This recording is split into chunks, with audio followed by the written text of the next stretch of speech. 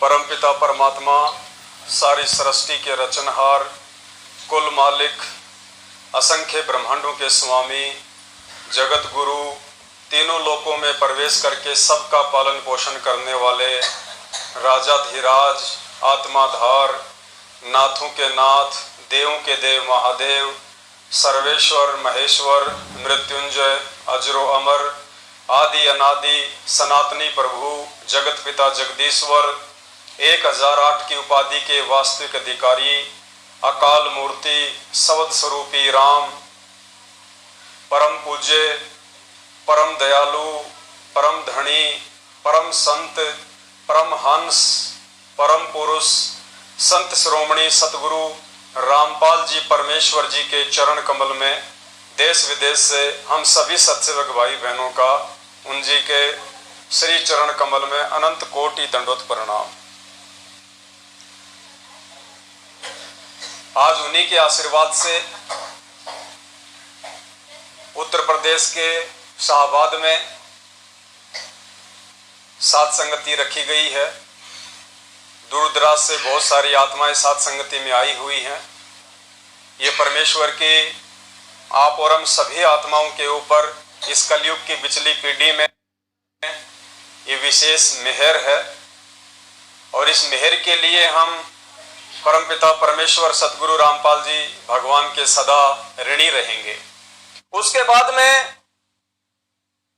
परमात्मा ने एक और बनवाया है पैम्पलेट, क्योंकि आज सतगुरु रामपाल जी भगवान की जो संगत है 90% संगत को 90% संगत को 28 वर्ष हो चुके हैं, दंडवत प्रणाम करने की सही विधि का ज्ञान नहीं है। 90% संगत दंडवत प्रणाम सही विधि से नहीं करती है, उनको पता ही नहीं है कि दंडवत प्रणाम कैसे किया जाता है। और जब तक हम परमेश्वर के बताए अनुसार अष्ट अंग से दंडवत प्रणाम नहीं करेंगे, 8 अंगों सहित दंडवत प्रणाम नहीं करेंगे, अष्टांग दंडवत प्रणाम नहीं करेंगे विधि से, तब तक परमात्मा हमारे को कैसे आधीनी देगा। क्योंकि दंडवत प्रणाम करने से आधीनी आती है, अहंकार दूर होता है। तो आज संगत में बात बात पे लड़ाई झगड़े, एक दूसरे की मार पिटाई तक कर देते हैं ये बड़े बड़े लोग, कोऑर्डिनेटर लोग, आपने तो देखे होंगे वीडियो।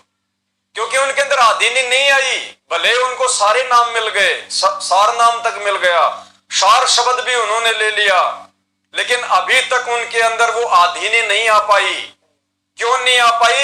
क्योंकि उनको दंडवत प्रणाम करने की विधि का नहीं पता।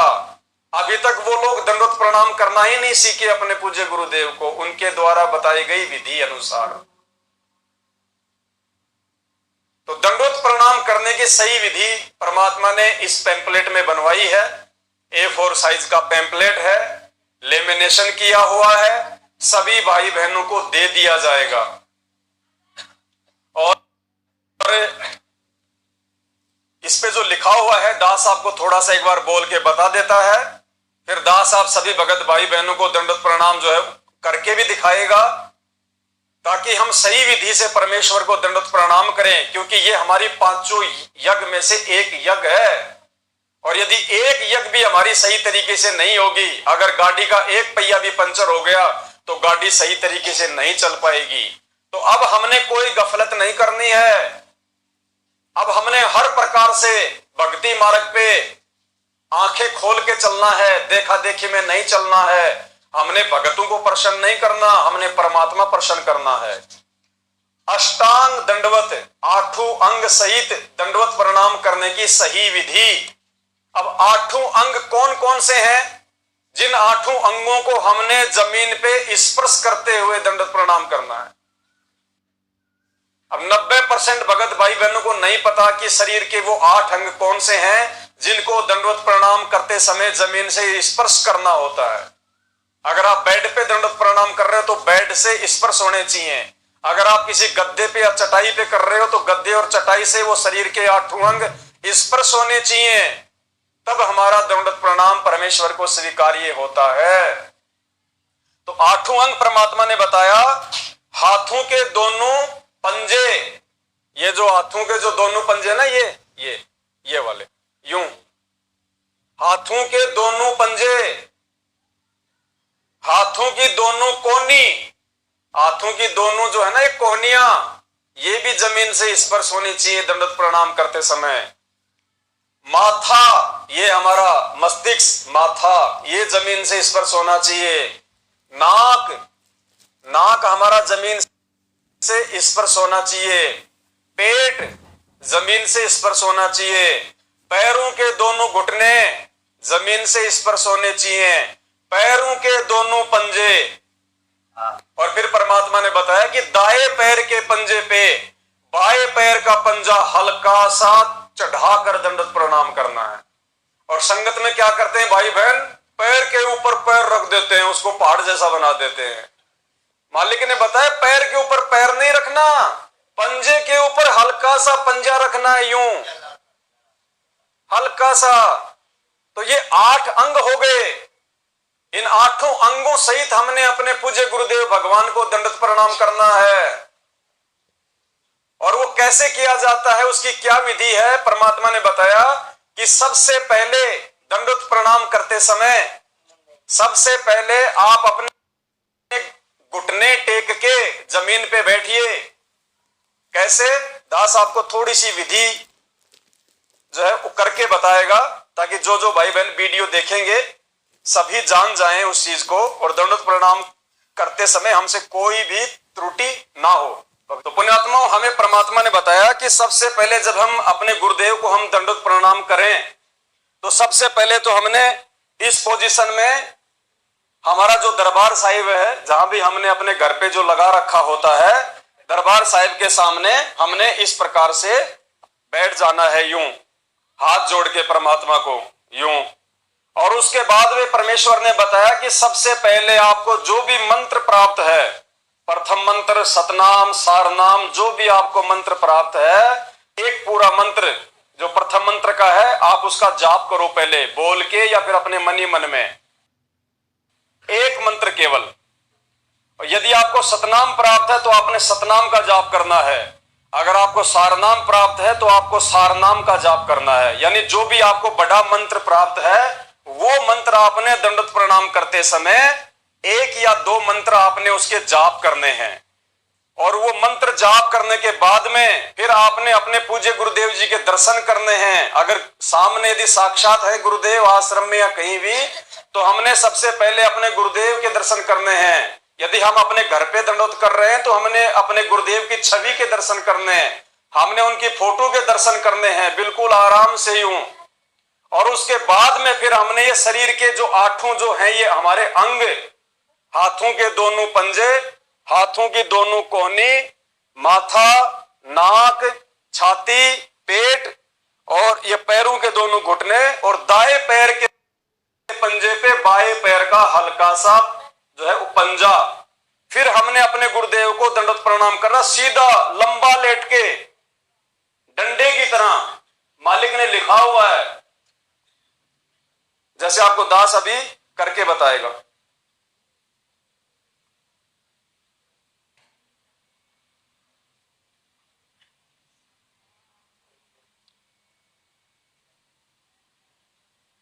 दास ने मंत्र का जाप किया।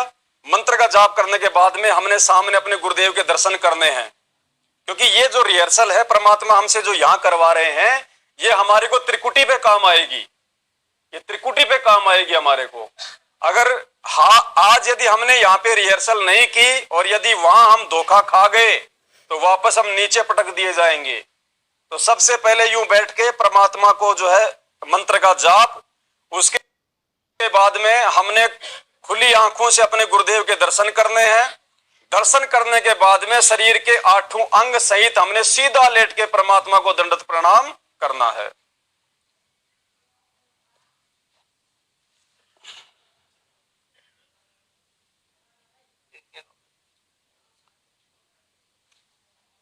ये हमारे हाथों के दोनों ये पंजे हो गए, ये वाले, ये हमारी जो है ये कोहनी हो गई, और ये हमारा माथा हो गया, ये नाक हो गया, छाती हो गई, पेट हो गया, पैरों के दोनों जो है घुटने हो गए, और फिर ये दाएं पैर के पंजे पे, ये हमारा दाया पैर है, राइट वाला हमारा पैर है दायां, इसके ऊपर ये लेफ्ट वाला बायां वाला, इसका हल्का सा जो है ये पंजा यूं चढ़ा के, यूं नहीं करना हमने, बहुत सारे भाई बहन यूं करते हैं यूं, ये गलत है, ये विधि सही नहीं है। परमात्मा ने लिखा हुआ और परमात्मा ने बोला हुआ है केवल दाएं पैर के पंजे पे बाएं पैर का हल्का सा पंजा यूं रख के।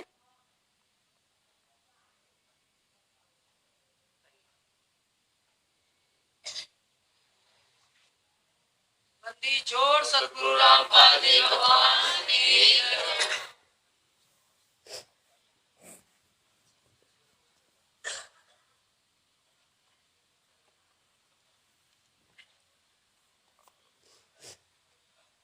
और सबसे बड़ी बात, दंडवत प्रणाम तो हमने कर लिया परमात्मा को 8 अंग सहित, लेकिन दंडवत प्रणाम करते समय एक विशेष बात का और ध्यान रखना है, हमने किसी भी प्रकार की कोई डिमांड अपने गुरुदेव से दंडवत प्रणाम करते समय नहीं करनी है, सिवाय भक्ति और मोक्ष के। कोई भी सांसारिक वस्तु की इच्छा नहीं करनी, बेटा बेटी की, धन दौलत, मकान जायदाद, व्यापार, नौकरी, धंधा, कुछ नहीं। निष्काम भाव से, मालिक कहते जब तक भक्ति सहकामना, सहकामना मतलब जब तक आपके मन में कोई कामना है, कोई इच्छा है, कोई डिमांड है, जब तक भक्ति सहकामना तब लग निष्फल सेव। निष्फल यानी बेकार, सेव मानी आपकी पूजा भक्ति। अगर आप अपने मन में कोई इच्छा पाल के यदि परमात्मा की भक्ति कर रहे हैं, क्योंकि दंडवत प्रणाम भी तो परमात्मा की भक्ति का एक अंग है, अगर आप मन में कोई डिमांड या इच्छा लेके परमात्मा को दंडवत कर रहे हैं, आप उनकी भक्ति कर रहे हैं, तो परमेश्वर कहते हैं जब लग भक्ति सहकामना तब लग निष्फल सेव। कहे कबीर वे क्यों मिले निष्कामी निज देव। निष्कामी वो परमात्मा इच्छा रहित भावना से मिलता है। मन में कोई इच्छा नहीं होनी चाहिए, हमारे कोई डिमांड नहीं होनी चाहिए। चाहे घर में खाने के दाने नहीं है तो भी आपने परमात्मा से ये डिमांड नहीं करनी कि परमात्मा शाम के आटे का जुगाड़ तो करवा ही देना। इतनी इच्छा भी आपने अपने गुरुदेव भगवान से नहीं करनी है, नहीं मांगना है, क्योंकि पुण्यात्मा मांगा उससे जाता है जो अंतर्यामी ना हो, जिसको पता ना हो। हमारे गुरुदेव पूर्ण परमात्मा है और परमेश्वर कहते हैं चीटी पायल बाजे पैर, साहेब सुनता है सब लहर। अंतर्यामी एक तुम आत्म के आधार, जो तुम छोड़ो हाथ तो मोए कौन उतारे। ये अंतर्यामी परमात्मा है। और अंतर्यामी उसको कहते हैं जो हमारे मन में उठने वाली सोच को पहले ही जान ले। यानी हमें नहीं पता कि हम 1 साल बाद उस परमात्मा से हम क्या डिमांड करेंगे, हमारे मन में क्या इच्छा प्रकट होगी, वो परमात्मा उसको पहले से ही जान लेता है कि इसके मन में 1 साल बाद में क्या इच्छा उत्पन्न होगी, ये क्या डिमांड लेके आएगा मेरे सामने। उसको कहते अंतर्यामी। जो हमारे असंख्य जन्म जो आज तक हो चुके हैं, करोड़ों अरबों खरबों, हर एक जन्म की जिसकी जानकारी में है, और आगे यदि हम पार नहीं हुए तो आगे हम कितने जन्म लेंगे, कौन कौन सी योनियों में जाएंगे, जिसकी खैर खबर उस परमात्मा को है, उसको कहते हैं अंतर्यामी। आदि से लेके अंत तक जिसको सारी जानकारी होती है उसको कहते हैं अंतर्यामी। तो अंतर्यामी भगवान से फिर डिमांड नहीं की जाती है। अंतर्यामी भगवान के द्वारा बताई गई विधि से भक्ति करनी होती है, और जब हम उनके अनुसार बताई गई भक्ति विधि से भक्ति करेंगे तो हमें मांगने की आवश्यकता ही नहीं पड़ेगी, क्योंकि परमात्मा कहते हैं सुमरण से सुख होत है, सुमरण से दुख जाए। कहे कबीर सुमरण करे वो साईं माए समाए। अरे जब हम किसी कंपनी में, हमारे को जो नौकरी उन्होंने दे दी, जो काम उन्होंने दे दिया, जो जिम्मेदारी दे दी, अगर हम उस जिम्मेदारी को सही तरीके से निभाएंगे तो महीने वाले दिन ऑटोमेटिक हमारी तनख्वाह बन के आएगी। उनके आगे हाथ फैलाने की जरूरत नहीं है। वो वहां का नियम है, वहां का विधान है। उनके द्वारा दी गई जिम्मेदारी को आप सही प्रकार से निभाओगे तो आपकी हर महीने वो तनख्वाह देंगे ही देंगे आपको। तो इसी प्रकार हम इस परमेश्वर के द्वारा बताई गई भक्ति को, 5 यज्ञ को सही विधि से करेंगे तो हमने मांगने की आवश्यकता नहीं है। परमात्मा ने बताया कि 6 महीने का बच्चा होता है, उसको नहीं पता कि 2 महीने बाद में सर्दी का सीजन आ रहा है और तेरे को स्वेटर भी चाहिएगी, तेरे को जूते भी चाहिएंगे, उसको कुछ नहीं पता। लेकिन वो अपने माता पिता पे आश्रित होता है, इसलिए माता पिता को पहले से उसकी चिंता होती है।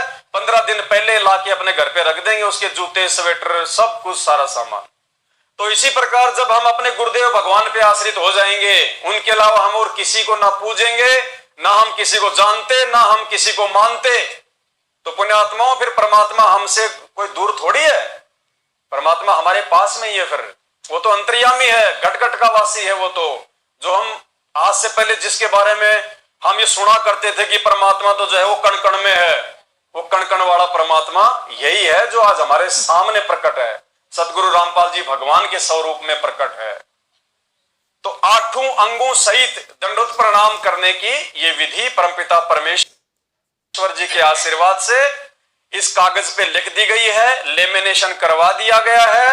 हम सभी भाई बहनों ने भी इसी आधार से करनी है। ये हमारा यज्ञ है, ये प्रणाम यज्ञ है। और हमारे घर में जो बच्चे हैं, माता पिता हैं, उनको भी हमने समझाना है, सबसे हमने इसी प्रकार से दंडोत प्रणाम करवाना है। ये आप सभी भाई बहनों को साथ संगति के बाद में मिल जाएंगे, कोई चार्ज नहीं है, मुफ्त में मिलेंगे आपको।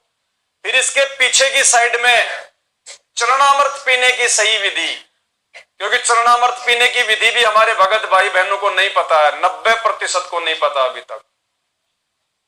कई भाई बहन तो चरणामृत को उस समय पीते हैं जब साल 6 महीने में उनके खांसी जुकाम होता है, जबकि ये रोज लेना हमारे को। अरे कहां मिलेगा ये चरणा अमृत?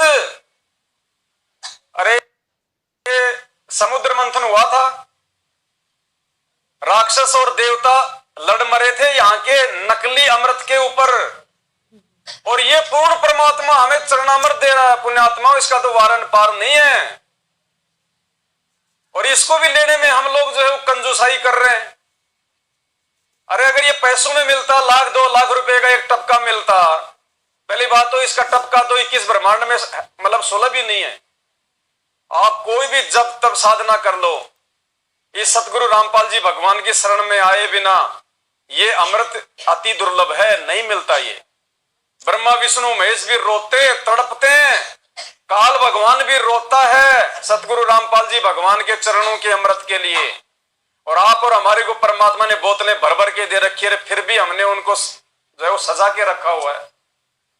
परमात्मा कहते चरणामृत कदाचित पावे, 84 कटे लोक सिंधावे। चरणामृत हमने रोज पीना है परमात्मा का, रोज। जितना पिएंगे उतना ही हमारा अंतःकरण साफ होगा, हमारा मैल बाहर निकलेगा, हमारे विकारों से हमारे को मुक्ति मिलेगी। रोज पीना है, ये दवा है, आध्यात्मिक दवा।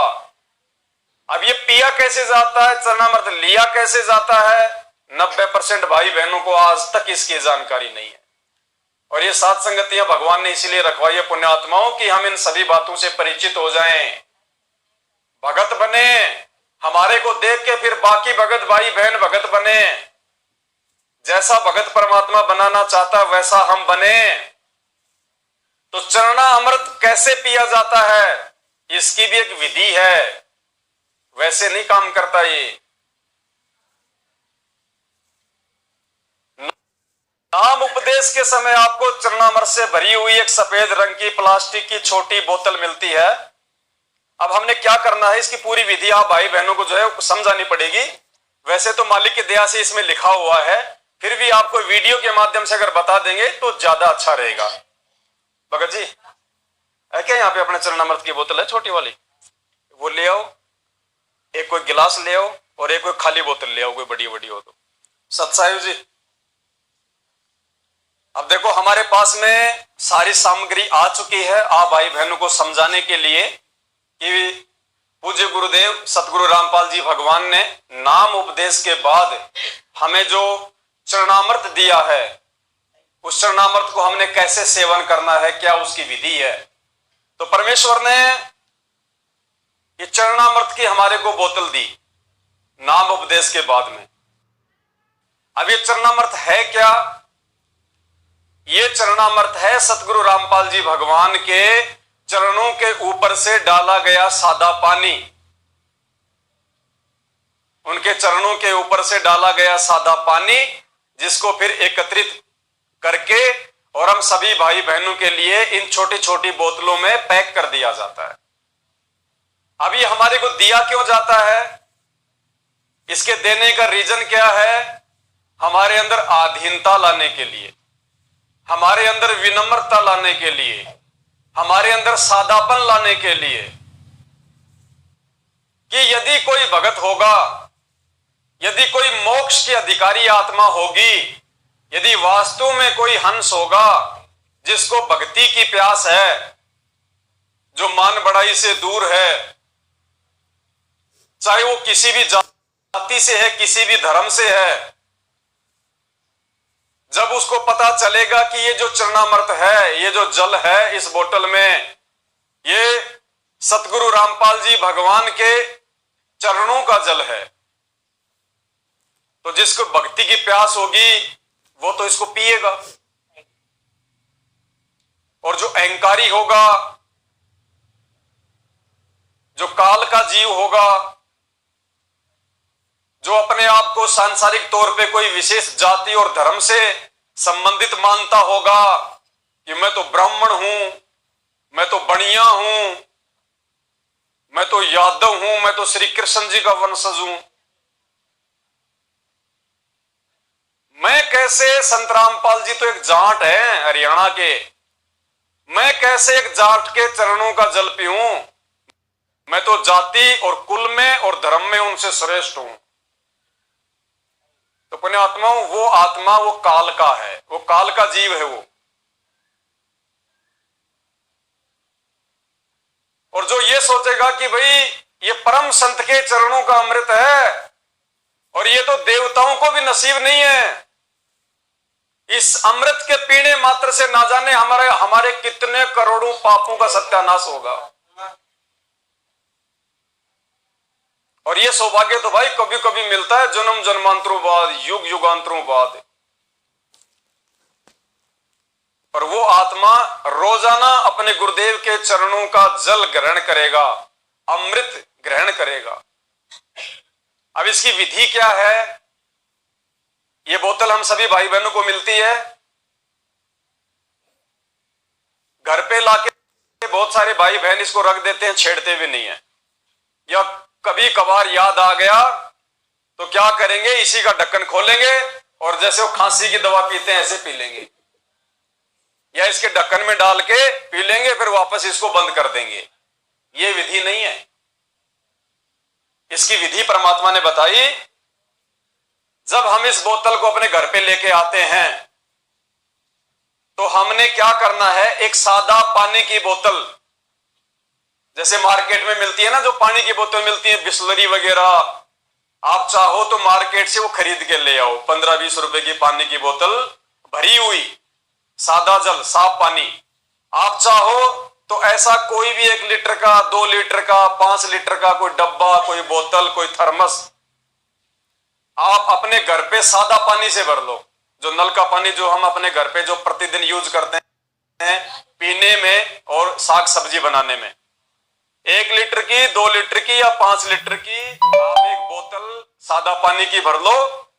और सादा पानी की बोतल भरने के बाद में हमें ये जो चरणामृत मिलता है, इसका एक ढक्कन या 5-10 बूंद, एक ढक्कन या 5-10 बूंद चरणा अमृत की इस 1 या 2 लीटर सादा पानी की भरी हुई बोतल में डाल लो। एक ढक्कन डाल लिया, उसके बाद इसको हमने वापस पैक करके और हमने इसको अपने दरबार में या किसी अलमारी में, मतलब सेफ जगह पे आप इसको वापस यूं की यूं रख दो। आप इसको ना छेड़ो, क्योंकि आपने ये 2 लीटर की सादा पानी की बोतल में एक ढक्कन उस चरणामृत का डाल के आपने पूरा का पूरा जो ये जल है, आपने इसको चरणामृत ही बना दिया।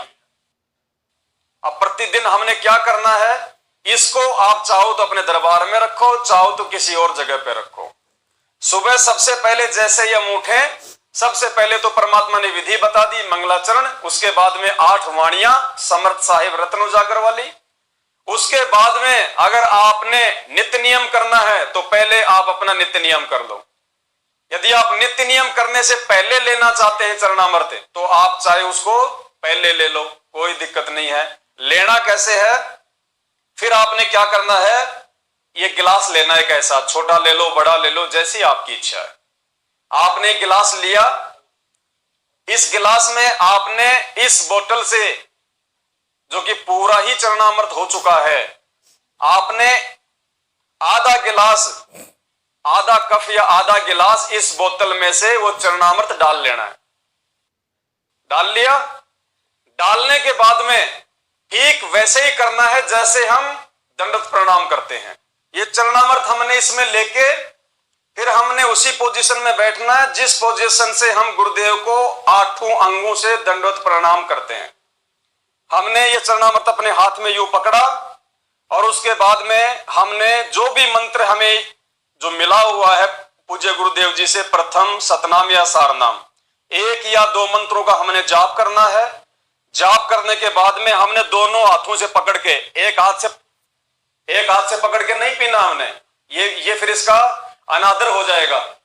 दोनों हाथों से यूं का यूं पकड़ के, ऐसे की ऐसे यूं पकड़ के, और हमने इसको होठों के लगा के पीना है, ऊपर से नहीं पीना, ऐसे होठों के लगा के पीना यूं। और इसको 2 बार में नहीं पीना, 4 बार में नहीं पीना, केवल इसको 1 बार में पीना है। आपने जो आधा कप इसमें डाला ना चरणामृत का, उसको केवल 1 बार में आपने पूरा पीना, यूं का यूं। पीने के बाद में आप इसको साइड में रख दो और फिर वो विधि परमात्मा की मंत्र जाप करके 8 अंग से परमात्मा को दंडवत प्रणाम करना। फिर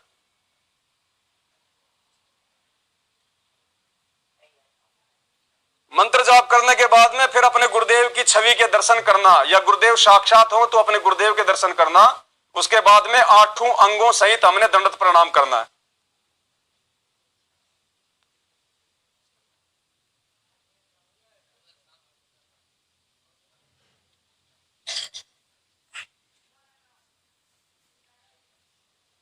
उसके बाद में हमने जो चरणामृत जो पिया था और जो खाली गिलास है, हमने सादा जल, कोई मटके का या कोई भी नल का सादा जल इसमें थोड़ा सा और डालना है, हल्का सा यूं, चरणामृत नहीं डालना दोबारा, सादा जल।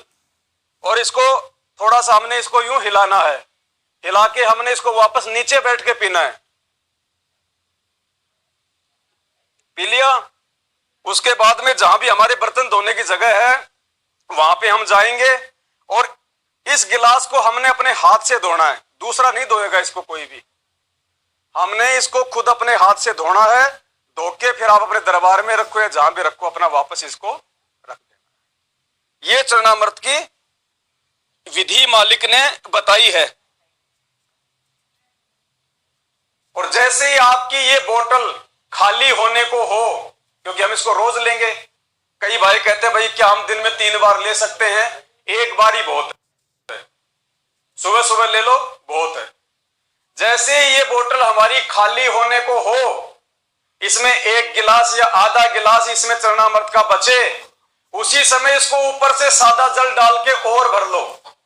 बार बार उसको डालने की जरूरत नहीं है। डालना चाहो तो थोड़ा बहुत 2-4 बूंद या 1 ढक्कन उसका डाल लो, अन्यथा कोई जरूरत नहीं है। यह परमात्मा का वचन है। हम इस प्रकार से चरणामृत को हम बढ़ा सकते हैं, हमने कहीं और से लाने की आवश्यकता नहीं है। जैसे इसमें थोड़ा सा बचे, ऊपर से इसको और भर लो, इसको सादा पानी से, वो सारा ही चरणामृत हो जाता है। तो इस प्रकार हमने रोजाना चरणामृत लेना है। अपने बाल बच्चों, माता पिता, जो भी सतगुरुदेव जी से नाम उपदेशी हैं, सबको हमने इसी विधि से चरणामृत लेने के लिए प्रार्थना करनी है। अब जिन भाई बहनों को संकल्प नाम दीक्षा मिली हुई है, अगर उनके पास में चरणामृत है तो बहुत अच्छी बात है, नहीं है तो चिंतित होने की जरूरत नहीं है। ये सादा बोतल ले लो, पानी की भर लो, परमात्मा के दरबार में रखो, तीनों टाइम की आरती करो, घर में आपके सत्संग चलेंगे, ये चरणामृत ही बन जाएगा। परमात्मा को दंडवत प्रणाम करके उनसे प्रार्थना करो कि परमेश्वर दया बख्शो, मेरे लिए तो यही आपका चरणा अमृत है। और रोजाना इसी विधि से आपने चरणामृत लेना है। दंडवत प्रणाम करते समय जिनको संकल्प नाम दीक्षा मिली हुई है, जिनको मंत्र नहीं मिला हुआ है, वो अपने गुरुदेव का जयकारा लगा दें। बंदी छोड़ सतगुरु रामपाल जी भगवान की जय। वो गुरु जी का जयकारा लगा के अपना चरणामृत ले लो। अपना दंडवत प्रणाम करते समय भी अपने गुरुदेव को मंत्र की जगह उनका जयकारा लगा। तो ये विधि है। अपने आत्माओं, जब हम इस विधि से हम ये सारे काम हम करेंगे तब परमात्मा भी प्रसन्न होंगे और हमारी भक्ति भी बनेगी। और जैसा परमात्मा हमें बनाना चाहते हैं वैसा फिर हम धीरे धीरे बनेंगे। तो भाई और बहनों, दास की तो केवल यही हाथ जोड़ के प्रार्थना है। परमात्मा ने दास को सत प्रेरणा करके जो सेवा दी हुई है, मैं तो परमात्मा का शुक्रगुजार हूं उसके लिए कि परमेश्वर, मैं नीच इस लायक तो नहीं था। पता नहीं आपने कौन से जन्म के कौन से कर्म दे के दास को सेवा बख्शी है। बाकी वर्तमान में तो ना दास की ऐसी भक्ति है, ना कोई ऐसा कर्म है, ना कोई ऐसी सेवा है। तो फिर भी दास पूरी कोशिश करता है परमात्मा की दी हुई सेवा को तन मन से पूरा करने की। जहां भी मौका मिलता है परमात्मा की महिमा में जाते हैं। घर पे भी परमात्मा समय देता है तो कोई न कोई सेवा परमात्मा जो है लगा के रखते हैं। अब कल को जब परमात्मा आएंगे तो दास तो भाई पूरी कोशिश करता है कि परमात्मा को मुंह दिखाने के लायक रहूं, नीची गर्दन करके मुझे खड़ा ना होना पड़े, शर्मिंदा ना होना पड़े कि परमात्मा आपकी गैर मौजूदगी में जो पाखंड, जो नाटक इस काल भगवान ने संगत को बर्बाद करने के लिए फैलाया था, तो दास ने तो आपके आशीर्वाद से जितना हो सका, जितना बन पड़ा उतना किया परमात्मा। बाकी आप जानी जान हो, आप जानते हो, अंतर्यामी हो। लेकिन बाकी संगत का क्या होगा भाई, क्योंकि जानकारी परमात्मा सब तक पहुंचा रहा है। कल को कोई भी परमात्मा को दोष नहीं दे सकता कि हमें सच्चाई का नहीं पता था, हमें सही और गलत का नहीं पता था, हमें आपके परिवार और मैनेजमेंट का नहीं पता था, हमें साथ संगतियों के विषय में नहीं पता था। कल को कोई भी व्यक्ति ये बात नहीं कह सकता, क्योंकि परमात्मा ओढ़मा नहीं रखता है, उलाना नहीं रखता है। किसी न किसी माध्यम से वो संगत को जगाने के लिए संदेशा जरूर पहुंचाता है। तो भाई आगे आप भाई बहनों के ऊपर है। इतना सब कुछ जानने और समझने के बाद भी आप लोग क्या करते हो, कितना परमात्मा की मर्यादा में रहते हो, कितना अपने गुरुदेव को भगवान मानते हो, कितना अपने मोक्ष और आत्म कल्याण के लिए आप संघर्ष करते हो। क्योंकि काल भगवान हर प्रकार से डराएगा, धमकाएगा, हर प्रकार से तोड़ेगा। क्योंकि परमात्मा ने हम सबको अपने से दूर करके 2014 के बाद काल की हद में छोड़ रखा है। काल को परमात्मा ने खुली छूट दे रखी है कि भैया जितना तोड़ना तोड़ ले, जितना मरोड़ना है मरोड़ ले। गरीब कच्चा हीरा कृच हो, नहीं सहे घनमार, ऐसा ये मन हो रहा लेखा ले करतार। परमात्मा ने कह रखा कि भैया जो मेरा होगा उसका तो रिंचक भी कुछ नहीं बिगड़ेगा, एक कण भी तू उस हीरे का नहीं तोड़ पाएगा, चाहे कितनी घन की चोट मार ले, पाखंड की, अज्ञान की, डर की, भय की, धमकी की। जो मेरा होगा, जो पक्का हीरा होगा, उसको तू बिल्कुल भी तू उसको किरच भी नहीं कर पाएगा। और जो मेरा नहीं है उसको चाहे तू आज मार, चाहे तू उसको 15 दिन बाद मार, तू जाने तेरा काम जाने। तो भाई परमात्मा ने हमारी परीक्षा के लिए, कच्चे पक्के हीरों की परख के लिए अपने से दूर कर रखा है। पूरा ज्ञान देके, पूरा समाधान देके, पूरा शंका समाधान करके अपने सत्संगों के माध्यम से। और फिर भी अगर किसी को शंका रह जाती है तो परमात्मा ने छोटी मोटी शंकाओं के लिए शंका समाधान नाम की पुस्तक भी छपवा दी है। और 8 साल से हजारों की संख्या में ऐसा कोई विषय, ऐसा कोई टॉपिक नहीं है जिसके ऊपर परमात्मा ने दास को निमित्त बना के वीडियो ना बनवाया हो। और आगे भी परमात्मा नए नए खुलासे करवा ही रहे हैं। अब इसके बाद अगर कोई कमजोरी रहेगी तो वही भक्तों की अपनी कमजोरी रहेगी। परमात्मा को हम दोष देने के लायक बिल्कुल भी नहीं। तो दास की विनती है भाई, अब ये हमारे भाग्य और संस्कार के ऊपर है कि हम कितना इस भक्ति मार्ग पर रह पाते हैं, टिक पाते हैं। क्योंकि अभी तक जो हुआ वो तो बिल्कुल नॉर्मल है, कोई बड़ी बात नहीं है। दास तो उसके विषय में भी आपको सतगुरुदेव जी की प्रेरणा से हमेशा आपको सचेत ही करता आया है कि भैया अगर भक्ति मार्ग पे आपको सावधानी की जरूरत है तो केवल अपने भगत भाई बहनों से सावधान रहने की जरूरत है, और किसी से सावधान रहने की जरूरत नहीं है। दूसरे आपको नहीं तोड़ पाएंगे। अगर आपको काल तोड़ेगा तो संगत वालों के माध्यम से तोड़ेगा। और 2022 में जो छटनी हुई उसमें आप लोगों को, आप ही के सत्सेवक भाई बहनों ने, जो कि आधे कच्चे आधे पक्के थे, उन्हीं के माध्यम से काल काफी लोगों को साथ संगतियों से तोड़ के ले गया। अब आगे का जो समय है 2 से 3 साल का, ये समय है मुख्य परीक्षाओं का। ये बात भी नोट कर लेना आगे आप। आगे का जो समय है, अभी तक तो नॉर्मल था, कोई बड़ी बात नहीं है, लेकिन आने वाला जो समय है उस समय में हमारी असली परीक्षा होगी। परमात्मा ने इसीलिए सात संगतियों के माध्यम से हमारे को इतने तैयार किया है, मर्यादाओं में रखे कि आने वाला जो समय है वो प्राकृतिक आपदाओं का, प्राकृतिक उथल पुथल का, हमारे अंदर डर और भय पैदा करने का। अब हमारे को तोड़ने का काम संगत वाले नहीं करेंगे, क्योंकि जिनको तोड़ने का काम संगत वालों ने करना था वो तो टूट के वापस मैनेजमेंट की तरफ उसी गंध में चले गए।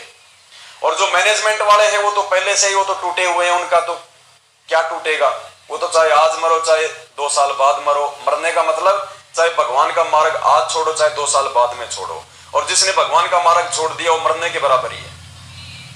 असली परीक्षा फिर सात संगत वालों की होगी और वो आने वाले समय में होगी। और ये परीक्षा 18 अप्रैल 2024 के बाद होगी। 18 अप्रैल 2024 तक तो परमात्मा सात संगत में और कई लोगों को जोड़ेगा, क्योंकि भविष्यवाणियां हो रखी हैं, दास ने आपको पहले भी सुनाई थी। 18 अप्रैल 2024 तक तो संगत और जुटेगी